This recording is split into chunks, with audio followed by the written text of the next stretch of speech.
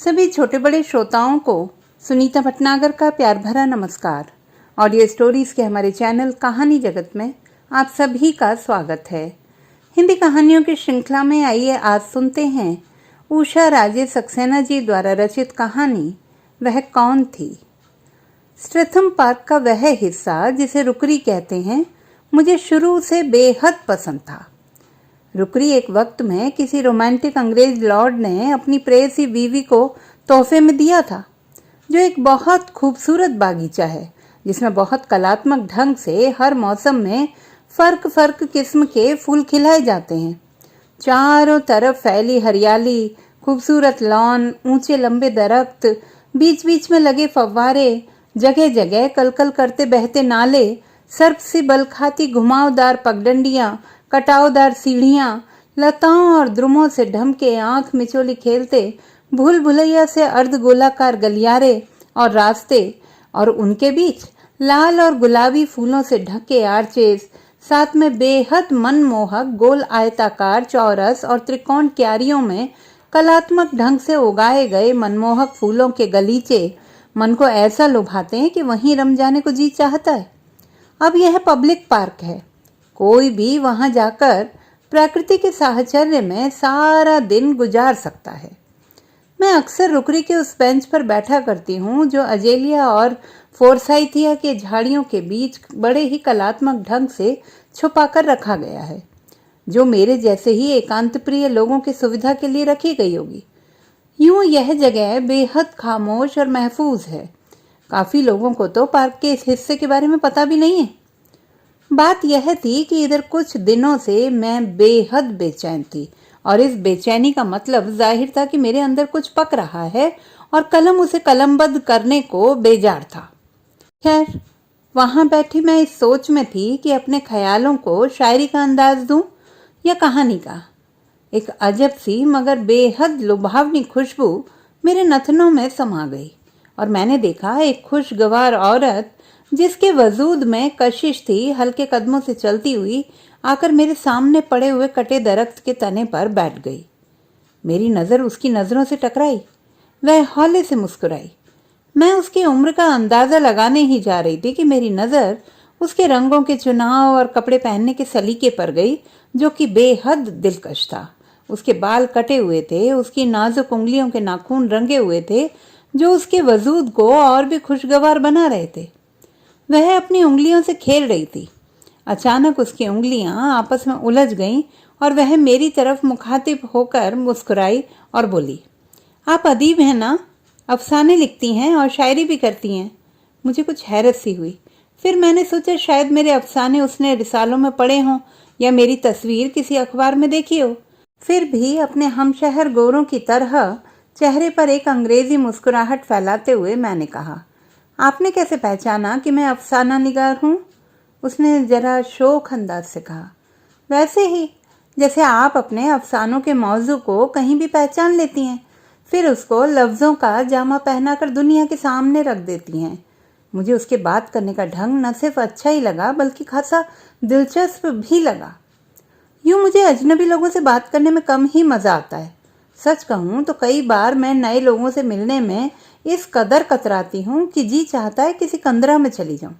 यही वजह है कि मुझे पार्क का यह हिस्सा जो बेहद खामोश है, सुनसान है, बेहद अच्छा लगता है। एक बात और है, मुझे अकेले और अकेलेपन से कोई डर नहीं लगता। मेरे अफसानों के मौजू और शायरी के तसव्वुर हमेशा अकेले में ही आते हैं, जो मेरी जिंदगी को खुशगवार और दिलचस्प बनाए रखते हैं। खैर, उसके बात करने का अंदाज मुझे इस कदर भाया कि मेरा दिल करने लगा कि वह बोलती जाए और मैं सुनती जाऊं। शायद उसने मेरे ख्यालों को पढ़ लिया और वह कुछ शायराना अंदाज में बोली, मैं अक्सर आपको यहाँ तन्हाई में बैठे देखती हूँ और आपके जहन में आते ख्यालों को पढ़ने की कोशिश भी करती हूँ। मैं ज़रा हैरत में आ गई। मैंने तो उसे कभी नहीं देखा था। फिर भी मैंने उसी के अंदाज में उसे छेड़ते हुए कहा, यह तो सरासर जाती है। एक तो आप बिला इजाज़त मेरे बेहद अजीज और दिली ख्यालों को पढ़ने की कोशिश करती हैं और फिर मुझे अंदाज भी नहीं होने देती हैं। उसकी खूबसूरत गर्दन जरा हिली, उसकी आंखें और होंठ जरा मुस्कुराए, फिर जैसे मुझे दावत सी दे रही हो, बेहद दिलचस्प अंदाज में बोली थी, उसी का तो मुआवजा देने आई हूँ। आपको एक अजीबोगरीब मगर बेहद सच्ची कहानी सुनाती हूँ जो खुद मुझ पर से गुजरी है। उसकी आवाज़ की कशिश ने मुझे अपनी गिरफ्त में ले लिया और मैंने दावत कबूल कर ली। वह इत्मीनान से पेड़ के तने पर बैठ गई और कहने लगी, एक 12 साला लड़की जिसकी आंखों में सपने भरे हैं, आरगंडी की बूटे वाली सफ़ेद फिराक पहने अपनी बड़ी बहन के साथ किसी जलसे में सबसे आगे की कुर्सी पर बैठी है। मंच पर कई लोग बैठे हैं। उनमें बैठा एक शख्स जिसकी आंखें बेहद गहरी हैं, जिसने सफ़ेद लिबास पहन रखा है, उसे बहुत अच्छा लगता है। फिर वह एक गीत गाता है, आज नहीं प्रिय कल, कल कल। लड़की को लगता है कि वह गीत शायर सिर्फ उसके लिए गा रहा है। वह विभोर हो उठती है। उसे शायर की आवाज़ बेहद दिलकश और वजनदार लगती है। उसकी अदाएं उसके जहन में उतरती चली जाती हैं। उसे लगता है अचानक उसके अंदर एक नए कायनात का जन्म हुआ है। जैसा खत्म हो जाता है वह अभी भी कुर्सी पर बैठी है। उसकी बहन उसे हाथ पकड़कर उठाती है। शायर जो ऊंचे कद का है उसकी बड़ी बहन से बातें करता है। अचानक उसने उसकी मौजूदगी का एहसास किया और उसके रुखसार को छूते हुए बोला, बड़ी प्यारी बच्ची है। और थोड़ा सा झुककर उसकी ओर मुखातिब होकर पूछता है, आपको हमारी गज़ल पसंद आई? उस 12 साला लड़की के अंदर कुछ होता है। उसका तन बदन झनझना उठता है। वह शर्माकर अपनी बहन के दुपट्टे को जोर से खींचती है। एक खुशबू, अजब सी खुशबू उसके जहन को सराबोर कर उसमें समा जाती है। लड़की की सपनीली आंखें और सपनीली हो जाती हैं। शायर, शायरी, तसव्वुर, ख्याल, ख्वाब उस लड़की की ज़िंदगी के तमाम पहलू बन जाते हैं। वक्त वक्त पर उसके जहन में ढेरों सवाल उठते हैं। जिंदगी की तेज रफ्तार उन्हें हवा में उछाल देती है। उधर जल्दी ही बड़ी बहन का ब्याह हो जाता है और वह अपने शौहर के साथ चली जाती है। फिर वह अकेली रह जाती है। स्कूल, पढ़ाई, खेलकूद में जिंदगी भागती जाती है। उस दिन जब बड़ी आपा घर आई, बोली, अब्बू आपके ब्याह की बात कर रहे हैं, कोई है तो बता दो। वह क्या बताए, उसे आज तक कोई पसंद ना आया। फिर उसने सोचा, कोई पसंद तो है, पर है कौन, कहाँ है, क्या नाम है उसका? वह खुशबू, वह छुअन, वह तन बदन में उठती झंझनाहट। नहीं नहीं, उसे शादी नहीं करनी है। शायद एक दिन वह उसे मिल जाएगा। उसे इंतज़ार करना है उस खुशबू का, उस छुअन का, उस झंझनाहट का, उस सपने का। और उसने अपनी बड़ी आपा से कहा, उसे शादी नहीं करनी है, वह और पढ़ना चाहती है। अब्बू ने थोड़ी नाराज़गी के बाद उसकी बात मान ली और वह कॉलेज में दाखिल हो गई। और फिर वह उसे उन तमाम चेहरों में ढूंढती रही जो उसके आसपास थे। वह नहीं मिला। वह खुशबू नहीं मिली, वह गीत नहीं मिला। उन तमाम लोगों की कोशिशें बेकार गईं जो उसके आसपास थे। कोई उसे लुभा न सका या कोई उसे पसंद न आया। एक दिन तंग आकर अब्बू ने उसका ब्याह अपनी पसंद के एक खूबसूरत और नेक दिल जवान से कर दिया, जिसका विलायत में मकानों के खरीद फरोख्त का कारोबार था। उसके खाविंद ने उसे पहली नज़र में ही पसंद कर लिया और उसकी नेक नियति, मासूमियत और पाकीज़गी पर फिदा हो गया। जल्द ही वह अपने खाविंद के साथ विलायत आ गई। नया मुल्क, नए तौर तरीके, बिल्कुल नई दुनिया। खुद को संभालने में उसे काफ़ी वक्त लगा। साथ ही उसे अपने तमाम फ़राइज़ का इल्म भी था। एक दिन उसने एक खासे वक्त में अपने खाविंद से पूछा, क्या वही शख्स हैं जिसका मुझे इंतज़ार था? उसका खाविंद उसकी मासूमियत पर निसार होता हुआ बोला, हो सकता है और नहीं भी हो सकता है। ख्वाब ख्वाब होते हैं और हकीकत हकीकत होती है। आप नाजुक ख्यालों की मलिका हैं, शायराना दिल रखती हैं और मैं उसकी कदर करता हूँ।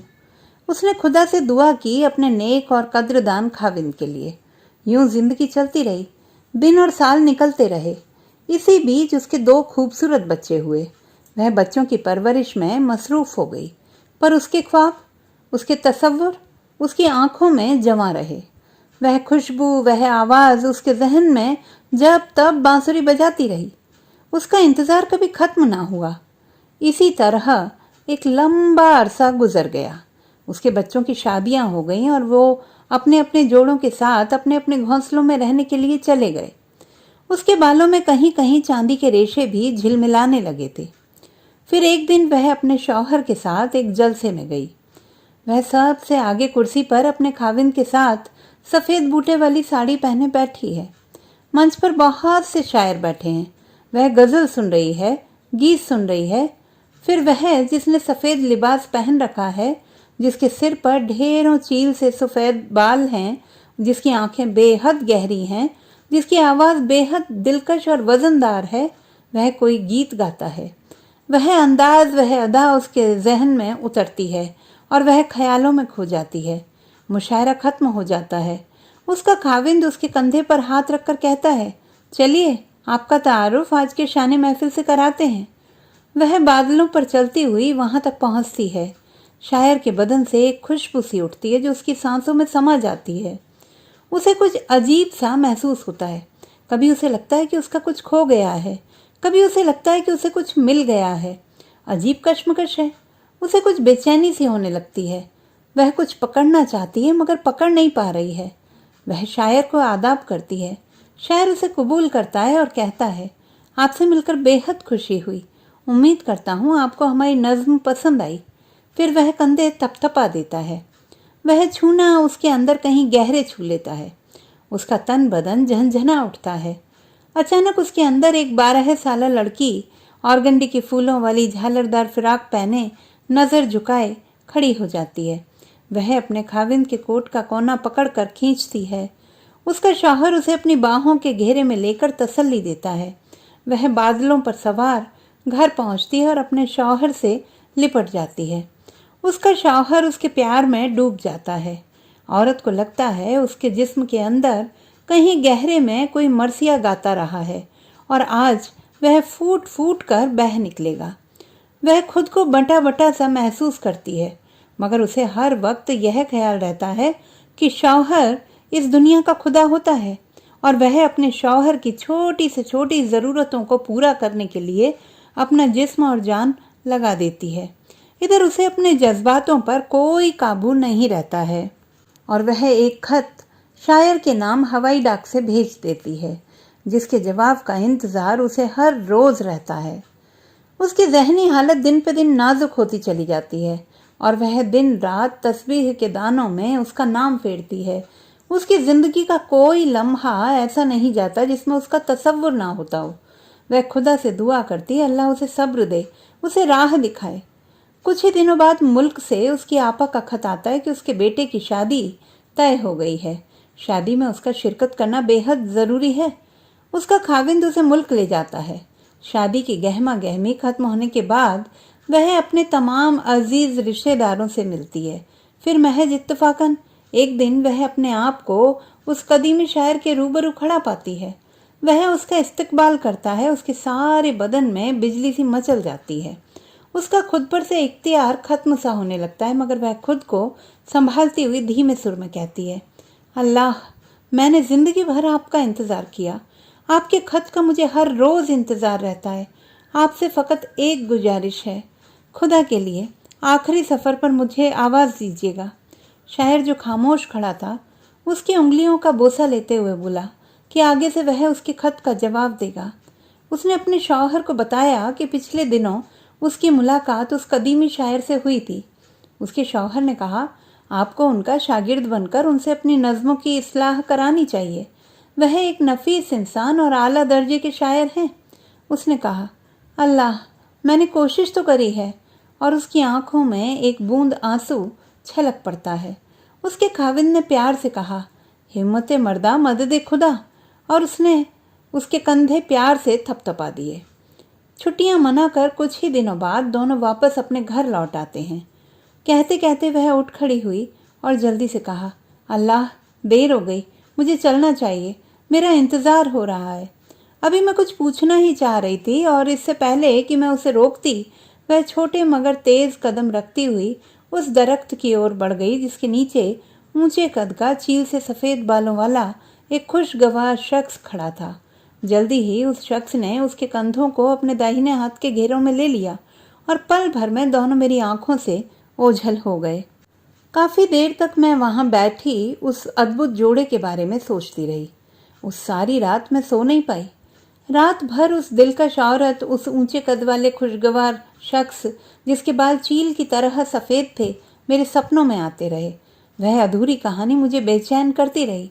सुबह उठते ही मेरा इरादा पार्क में डेरा डालने का था, इस उम्मीद में कि शायद वह आ ही जाए और कहानी पूरी होने के साथ साथ मैं उसकी दिलचस्प शख्सियत का लुत्फ उठाऊं। अभी मैंने चाय बनाई ही थी और पहली चुस्की पीने के लिए प्याला उठाया ही था कि बाहर दरवाजे की घंटी बजी। तमाम ज़रूरी और गैर ज़रूरी खतों के साथ एक मोटा सा रजिस्टर्ड लिफाफा भी था। कौतूहलवश सबसे पहले मैंने उस मोटे लिफाफे को ही खोला। खोलते ही एक खत मेरी चाय की प्याली में गिरते गिरते बचा। खत किसी अजनबी की बेहद नपी तुली लिखावट में था। उसने मेरी तस्वीर एक आर्टिकल के साथ अखबार में देखी थी, जिससे उसे जानकारी मिली कि मैंने लंदन में एशियन विमेन राइटर्स क्लब की स्थापना की है और मैं उन तमाम एशियाई औरतों को क्लब में आने की दावत देती हूँ जिन्हें साहित्य में रुचि है, ताकि हम औरतें आपस में मिलें और एक दूसरे की ज़रूरतों को जानें और पहचान कर अपने लिए एक साहित्यिक माहौल पैदा कर सकें। आगे उसने लिखा था, कुछ दिनों पहले उसकी बीवी, जो बेहद नेक और पाक ख्यालात की थी, कि एक हादसे में मौत की गिरफ्त में जन्नत नशी हो गई है। वह इस खत के साथ अपनी बीवी की नज़्मों का मसविदा और फ़ोटो भेज रहा है और साथ ही यह गुजारिश करता है कि मैं किसी प्रकाशक से मिलकर इन नज़्मों को एक खूबसूरत किताब की शक्ल दे दूं। वह मेरा बहुत शुक्रगुजार होगा। उसकी खुद की सेहत ठीक नहीं है, वरना वह मुझे तकलीफ़ नहीं देता। मैं बेहद अजीब महसूस कर रही थी। जल्दी से मसविदा खोला और जो मेरी नज़र फ़ोटो पर पड़ी जो मसविदे के साथ रखी थी, मैं सकते में आ गई। मेरा सर चकरा गया और मुझे चक्कर सा आने लगा। ये फ़ोटो तो उस दिलकश औरत की है जो मुझे कल पार्क में अपनी अधूरी कहानी सुना गई थी और जिसके लिए मैं रात भर बेचैन रही। और वह ऊंचे कद का, चील से सफ़ेद बालों वाला शख्स जो उसका इंतज़ार दरख्तों के नीचे कर रहा था, वह कौन था? तो दोस्तों, ये थी हमारी आज की कहानी। आपको कैसी लगी कमेंट बॉक्स में लिखना ना भूलें। चैनल को सब्सक्राइब करें, लाइक करें और मित्रों के साथ शेयर करें।